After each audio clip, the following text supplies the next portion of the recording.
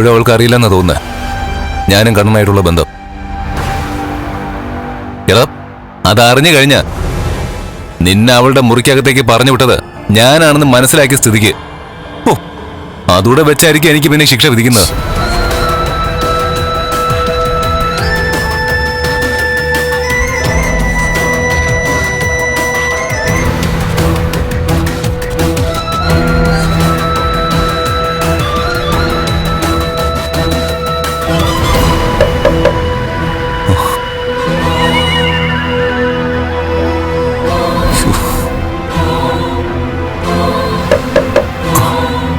Door തുറക്കണോ?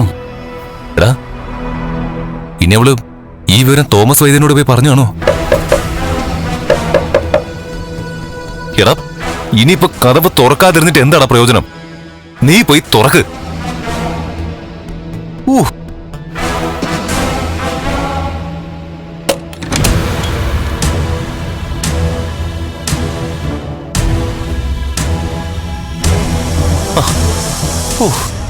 എടാ, നീ ആയിരുന്നോ? വാ.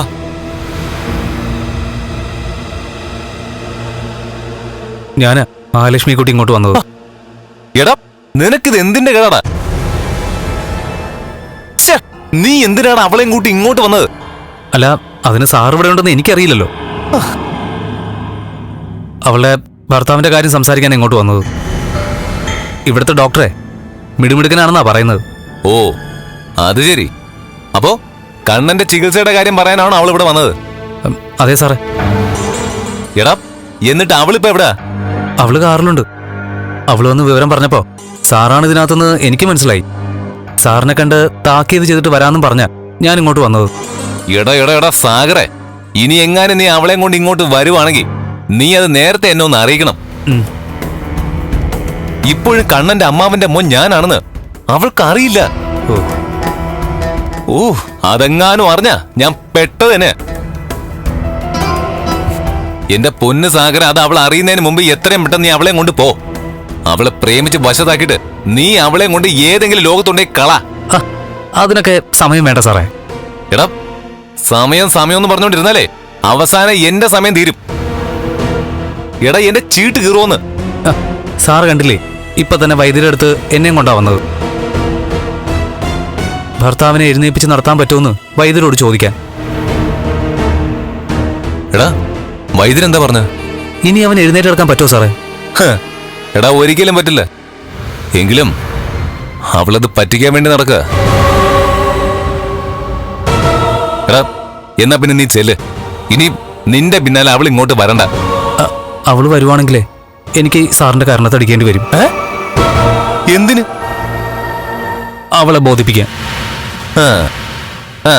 അതിനുമ്പ് നീ പോ ചെല്ല്. എടാ, പോയി വാതിൽ അടയ്ക്കണം.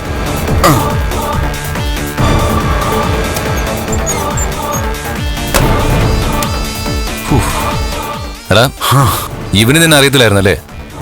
ഇല്ല സാറേ. അല്ലെങ്കിൽ അവൻ നേരത്തെ വിളിച്ച് വിവരം തന്നെ. ഇനിയിപ്പം പറഞ്ഞിട്ട് കാര്യമില്ല.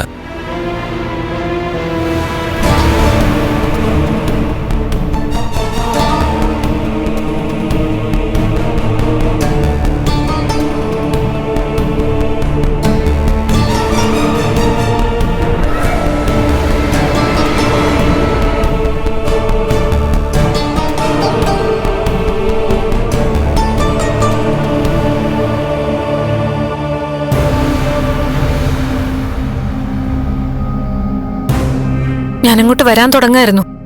അടിയും പിടിയൊന്നും ഉണ്ടായില്ലല്ലോ. ഒരെണ്ണം പൊട്ടിച്ചു. അയ്യോ, കൈവച്ചോ? പിന്നെ ചേച്ചിയെ വിഷമിപ്പിക്കുന്നവനെ ഞാൻ വെറുതെ വിടുവോ? അവന് തിരിച്ചു തല്ലാൻ പറ്റത്തില്ലെന്നാ തോന്നുന്നേ. എന്നാലും കൂടെയുള്ളവൻ തല്ലിയില്ലേ? അവന് ഞാൻ ചുമരിനോട് ചേർത്ത് വെച്ച് പറയേണ്ട രീതിയിൽ ഞാൻ കാര്യങ്ങൾ പറഞ്ഞിട്ടുണ്ട്. ഇനിയിപ്പോ സാഗറും അവരുടെ ശത്രുവാ, അത് മറക്കരുത്. എനിക്കിതുപോലുള്ളവന്മാരൊന്നും പേടിയില്ല ചേച്ചി. ഇതൊക്കെ ഞാൻ കുറെ കണ്ടതാ. മര്യാദക്ക് ജീവിച്ച അവന് കൊള്ളാം. അവന്റെ വീട് എവിടെ ചേച്ചി? അതൊന്നും എനിക്കറിയില്ല സാഗറെ. മുൻപ് ഞാൻ ക്ഷേത്രത്തിൽ പോയിട്ട് വരുമ്പോ എന്നെ നിരന്തരം ശല്യം ചെയ്യുമായിരുന്നു. ഒരു ദിവസം പരിധി വിട്ടപ്പോ അവന്റെ കരണക്കുറ്റിക്ക് നല്ലൊരെണ്ണം കൊടുത്തു. അത് ശരി. അപ്പോ പെണ്ണിന്റെ തല്ലുകൊള്ളുന്ന സ്വഭാവക്കാരനാണല്ലേ? ചേച്ചി ഒന്നും കൊണ്ടും പേടിക്കണ്ട. ഇനി വാല് പൊക്കിയാലേ അവനെ ഞാൻ കൈകാര്യം ചെയ്തോളാം. ആ സാഗർ വണ്ടി എടുക്ക. കുറെ നേരം ആയല്ലോ പുറപ്പെട്ടിട്ട്. ഉടനെ വീട്ടിലെത്തണം. വാ.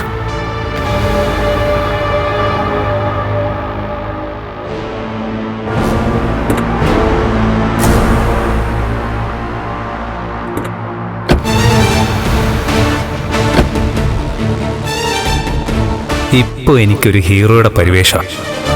ഞാൻ ഹീറോ ആവുമ്പോ കണ്ണൻ സീറോ ആവും. ഫ്ലവേഴ്സ് ഒരുക്കുന്ന കാഴ്ച വസന്തം യൂട്യൂബിൽ പ്രേക്ഷകർക്ക് ലൈവായി കാണാം. ഫ്ലവേഴ്സ് കോമഡിയിൽ ജോയിൻ ചെയ്യൂ, ആസ്വദിക്കൂ.